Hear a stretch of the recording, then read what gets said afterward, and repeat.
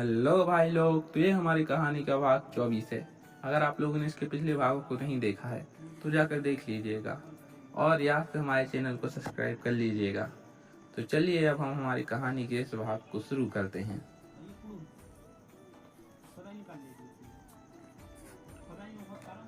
थोड़ी रुककर अगली बार मुझे चैलेंज करने से पहले सोच लेना कि तू किसे चैलेंज कर रहा है।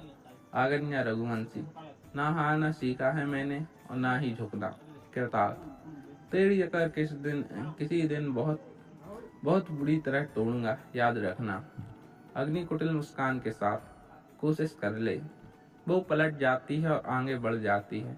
उसे देखकर कृतार्थ अपना सिर झुका लेता है, पर 2 कदम चलकर वो रुक जाती है और कृतार्थ की तरफ पलटकर, वैसे तू आज भी नहीं बदला ना पहले अपनी हार एक्सेप्ट करता था ना अब। कृतार्थ उसकी तरफ सिर उठाकर देखता है। कृतार्थ। बहुत कुछ बदल गया है अग्नि, बस तुझे दिखाई नहीं देता। अग्नि उसकी बात सुनकर कुछ नहीं बोलती। तभी अर्जुन की आवाज आती है। तुम दोनों बदल गए हो, चीजें आज भी वैसी ही हैं, बस तुम दोनों का नजरिया बदल गया है।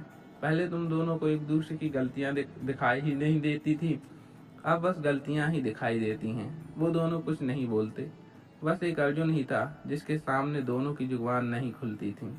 कृतार्थ और अग्नि के बीच ये जंग 4 साल से चल रही है। जंग किस बात की थी वो सिर्फ दोनों जानते हैं, और इस जंग के गवाह बनते थे अर्जुन और राघव। अर्जुन कृतार्थ को घर जाने को बोलकर अग्नि को लेकर घर चला जाता है। वो इन दोनों की इस खामोश और कभी कभी अचानक भड़क जाने वाली लड़ाई से परेशान था, और आज की रेस में जो उन दोनों ने किया था उससे वो काफी डर गया था।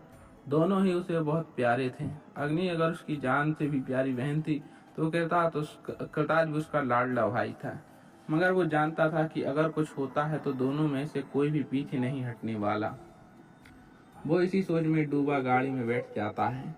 अग्नि उसके कंधे पर सिर रख आंखें बंद करके बैठी थी। अग्नि ने जब सिंघानिया ग्रुप की कंस्ट्रक्शन कंपनी टेक ओवर की थी तब अर्जुन भी शौक था। अग्नि आगे पूरे सिंघानिया एम्पायर को बर्बाद करने की तैयारी में थी।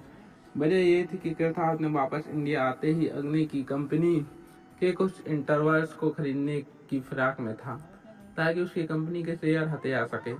जब अग्नि के कानों तक ये खबर गई तो उसका खून खौल गया, इसलिए उसने सिंघानिया ग्रुप की कंस्ट्रक्शन कंपनीज को टेक ओवर कर लिया।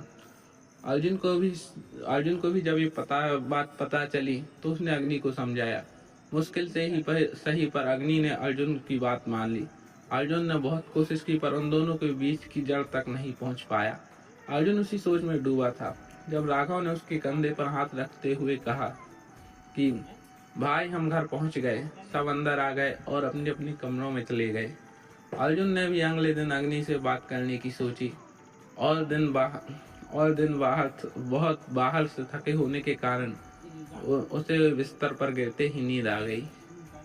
यहीं पर इस कहानी के इस भाग का अंत होता है। हम जल्दी ही नेक्स्ट भाग अपलोड करेंगे।